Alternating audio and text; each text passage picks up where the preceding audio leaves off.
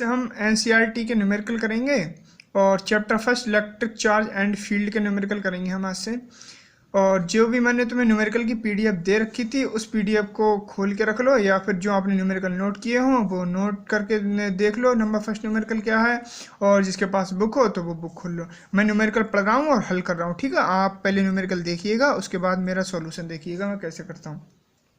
कह रहा है भाइयों में एक दूसरे से 30 सेंटीमीटर दूरी पर रखे दो छोटे आवेशित गोलों, दो छोटे छोटे गोले हैं और जो है आवेशित।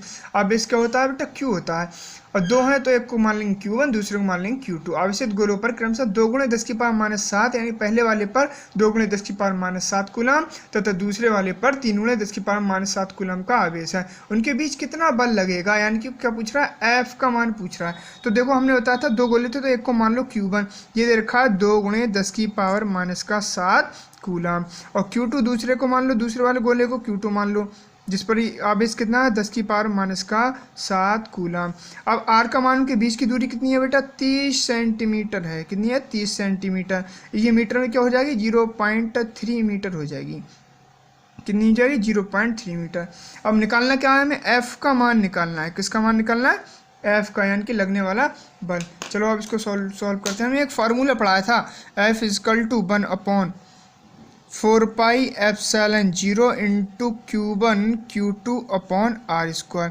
सभी की वैल्यू दे रखी है, इसमें रख दो। 1/4πε इसकी दूरी होती है, वैल्यू होती है सेपरेट 9 × 10⁻⁹, और यह है Q1 का 2 × 10⁻⁷ और Q2 का हो गया 3 × 10⁻⁷ बटे R का मान कितना दे रखा है? 0.3 का स्क्वायर। बहुत बढ़िया। अब देखो कितना, जितने भी करते जाओगे ना, सॉल्यूशन करते जाओगे, बहुत बढ़िया। लेकिन पहले न्यूमेरिकल को समझने से पहले, उसकी थ्योरी न्यूमेरिकल समझने से पहले हमें चैप्टर की थ्योरी समझना है पहले। तो इसलिए चैप्टर की थ्योरी ढंग से पढ़ लें। 0.3 2 बार लिख दिया हमने, क्योंकि स्क्वायर है। ये पॉइंट और ये पॉइंट दोनों हटे तो क्या आया? ऊपर 2 0 आ गया। अब देखो इस 3 से ये वाला 3 कैंसिल हो जाएगा, और 3 3 कितने होते हैं? 9। तो F = कितना आ गया? 3 × 10⁻⁹ और गुणा 2 × 10 की पावर, ये 7 है माइनस का, ये भी 10⁻⁷ है, तो -7 और -7 क्या हो जाएगी? 10⁻⁻14। और ये कितनी है? 10 की पावर कितना हो जाएगा? 2। अब देखो F = कितना हो? 3 दूनी हो गया 6। अब 10⁻⁻14 ये है और 10⁻9 ये प्लस का ही है और ये भी प्लस का, तो पहले प्लस प्लस जोड़ लो। 9 और 2 कितने हुए? 11 है। 10⁻11 और ये कितना बचा? 10⁻14। अब 14 में से 11 के कितने बच्चे बचेंगे माइनस में, क्योंकि माइनस के ज़्यादा है, तो ये बचेंगे 10⁻⁻3। और ये जो आंसर आएगा वो किस में आएगा? बल आएगा न्यूटन में। ये अब आया दूसरा न्यूमेरिकल। चलो मैं पढ़ता हूँ। 0.4 माइक्रो कूलाम आवेश के किसी छोटे गोले पर किसी अन्य छोटे आवेशित दूसरा भी गोला किसी अन्य छोटे आवेशित गोले के कारण वायु में 0.2 न्यूटन बल लगता है।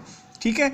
यदि दूसरे गोले पर 0.8 माइक्रो कूलाम आवेश हो, दूसरे गोले पर जो आवेश दे रखा है वो कितना दे रखा है? 0.8 माइक्रो कूलाम, और पहले पर कितना है? 0.5 माइक्रो कूलाम, ये शुरू में दे रखा था। तो कह रहा है दोनों गोलों के बीच कितनी दूरी है, यानी कि R का मान ज्ञात करना है। फिर दूसरा बी पार्ट कह रहा है दूसरे गोले पर पहले गोले के कारण कितना बल लगेगा, यानी कि दूसरे गोले पर पहले गोले के कारण कितना बल लगेगा, ये हमें क्या निकालना है? बल निकालना है दूसरे गोले पर। अब देखो सबसे पहले जो वैल्यू दे रखी है वो लिख लो।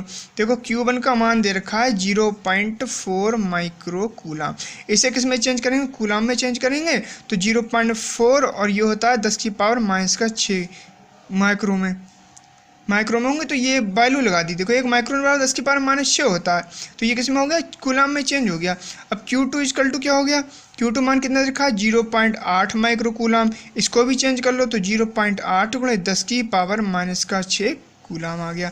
तथा अब क्या कर रहा है? मैं लिख देता हूँ। चलो Q2 के कारण, दूसरे को हमने मान लिया आवेश, मान लिया Q2, तो Q2 के कारण Q1 पर बल F कितना लगा रहा है? 0.2 न्यूटन का लग रहा है। अब इसको हम सॉल्व कर लेते हैं। सॉल्व कैसे करेंगे? सबसे पहले ए पार्ट क्या कर रहा है हमारा? R का मान निकालना है। किसका मान निकालना है हमें? R का। हमें पता है फार्मूला होता है F = 1/4πε0 × Q1 Q2/r²। अब देखो f का मान कितना रखा है 0.2 और इसकी सेपरेट वैल्यू उन्होंने बताई थी 9 गुणे 10 की पावर 9 होती है और बाकी जो वैल्यू है ना वो वैल्यू रख दो यहाँ पर 10 की पावर -6 गुणे 10 की पावर -6 गुणा 0.8 बटे आर स्क्वायर का तो हमें मान निकालना है, इसको ऐसे ही रख दो। अब देखो आर स्क्वायर को इधर ले जाओ, जब जो आर स्क्वायर इधर आएगा तो 0.2 है ये यहाँ पर आ जाएगा, तो 9 गुणे 10 की पावर 9 गुणा, अब देखो 10 की पावर -6 10 की पावर -6 कितना हुआ 10 की पावर -12 कितना हुआ 12। अब देखो ये 0.4 लिख लिया और ये लिख लिया हमने 0.8 और नीचे क्या आएगा 0.2। देखो ये पॉइंट हटा, ये पॉइंट हटा दिया। अब देखो 2 चौक कितने होते हैं, 2 दूनी कितने होते हैं 4, तो आर इक्वल टू कितना हुआ 9 गुणा 10 की पावर 9 गुणा 10 की पावर -12 गुणा 2 गुणा 0.8। अब ऐसा करो ये पॉइंट हटाओ, नीचे एक 0 बढ़ा दो। 9 दूनी कितने होते हैं 18, आर स्क्वायर इक्वल टू कितना हुआ 18 और इसकी 8 की गुणा करेंगे 18 से 8 की। अब ये देखो 10 की पावर 9 ये है और 10 की पावर -12 ये है और ये जब ऊपर जाएगा तो 10 की पावर -1 हो जाएगा। तो आर स्क्वायर इक्वल कितने होते हैं 18 अट्ठे होते हैं बेटा 144, ये लिख लिया हमने 144 और 10 की पावर 9 ये है 12 ये हैं, 10 की पावर 9 ये है 12 ये हैं। अब पहले क्या करो ये 12 है और ये इसमें एक जोड़ लो, 12 और ये कितने हुए 13, यानी कि 10 की पावर 9 और गुणे 10 की पावर -13। अब देखो 144 माइनस का ज़्यादा तो पावर माइनस की बची, 13 में से 9 के कितने बचे 10 की पावर -4। इसका हटा दो अंडर रूट, इधर पहुंच गया स्क्वायर तो ये अंडर रूट हो गया 10 की पावर -4। ये बाहर आ गया, ये किसका होता है वर्ग 12 का और ये हो गया 10 की पावर -2, कितना हुआ 10 की पावर -2 मीटर। अब इसे हमें सेंटीमीटर में चेंज करना है तो आर इक्वल टू कितना हो जाएगा 12, ये 10 की पावर -2 का मतलब हुआ है नीचे से 2 जीरो ऊपर लेके गए हैं तो, और चेंज करने के लिए सेंटीमीटर में कितने करेंगे 100 से गुणा, इससे ये कैंसिल हो गया तो आर इक्वल टू कितना हो गया 12 सेंटीमीटर। अब जो दूसरा पार्ट कह रहा है ना, दूसरा पार्ट कह रहा है दूसरे गोले पर पहले गोले के कारण कितना बल लगता है, तो दूसरे गोले पर पहले गोले के कारण भी उतना ही बल लगेगा जितना पहले गोले के कारण लग रहा है। कह रहा है अन्य छोटे गोले के कारण 0.2 न्यूटन का बल लगता है, तो उस पर भी उतने ही का लगेगा क्योंकि ये न्यूटन के कूलाम का जो नियम होता है वो न्यूटन के नियम पर आधारित होता है। ये हमने पिछले तुम्हें थ्योरी में पढ़ा चुके हैं। तो कितना बल लगेगा, तो बी वाले का आंसर भी कितना बल लगेगा उतना ही बल लगेगा, 0.2 न्यूटन का भी बल लगेगा उसमें। ये आपके दोनों पार्ट हो गए आपके कंप्लीट, यानी कि दोनों न्यूमेरिकल क्या हो गए आपके कंप्लीट हो गए। अब नेक्स्ट वीडियो में हम अगले दो न्यूमेरिकल देंगे।